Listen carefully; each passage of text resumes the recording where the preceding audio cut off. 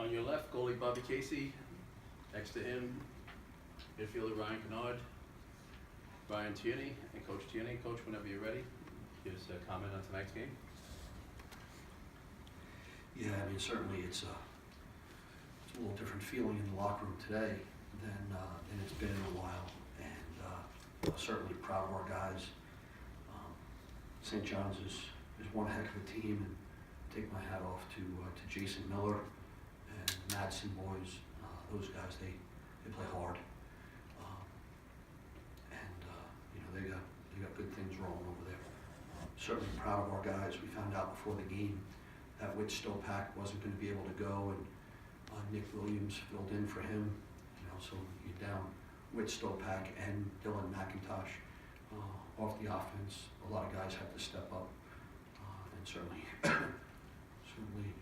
Bobby Casey, who you'll hear from in a minute. It says on this piece of paper it's 13 saves. I got to think. I thought it was more like 33. But we'll go back to the film and we'll take a look at it.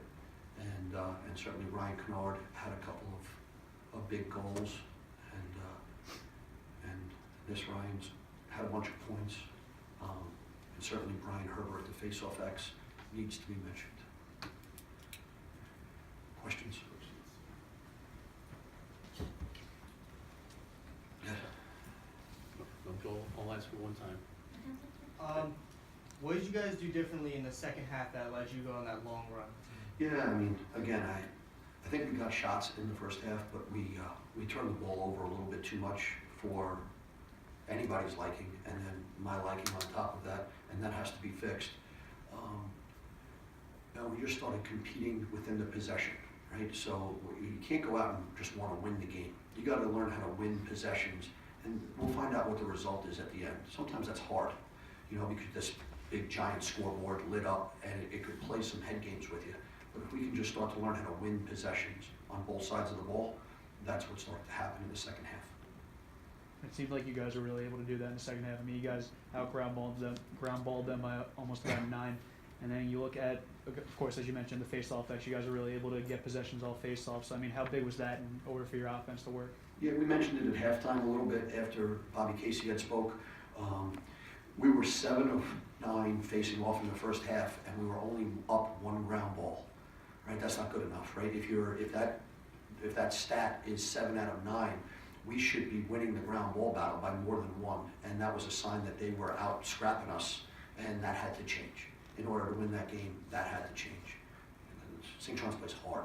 That is a hard-nosed team, and that's the one stat that needed to be fixed, certainly at halftime.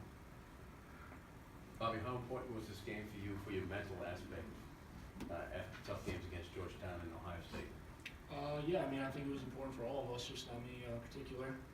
Obviously, the last 4 have been pretty rough for us, a few heartbreakers and a few butt whoops. But yeah, I mean, I was happy that I was able to contribute tonight. I feel like I haven't been able to do that in a few games, and I definitely owed it to my teammates tonight. So I can't thank enough the guys in front of me and these guys next to me, the rest of the offensive guys, and especially Brian Herbert. He should be down here right next to us. I think he was the MVP of tonight. So.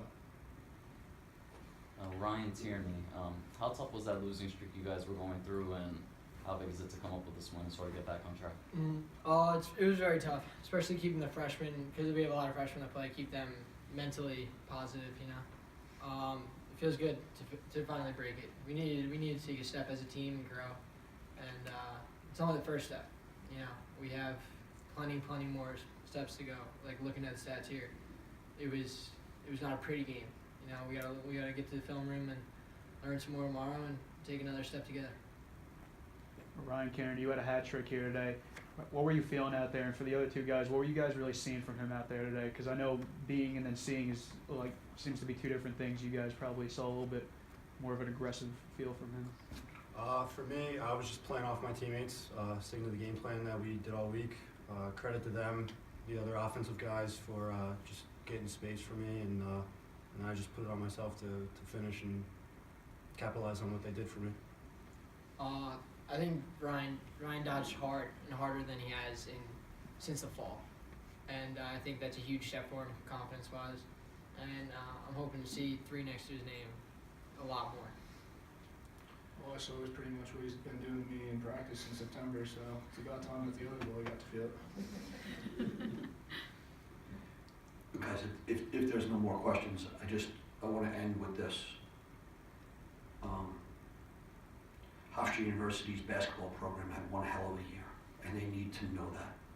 I just got word that maybe today's game did not go their way, and Coach Mahalik and those guys, they need to know that they had one heck of a year. Sometimes things get judged on one game, and that would not be fair. So, from the Hofstra men's lacrosse program to the Hofstra basketball program, congratulations on one heck of a year. We got the NIT coming. And we got the NIT coming. Hopefully they get home safe. Thank you, guys. Thank you. Coach.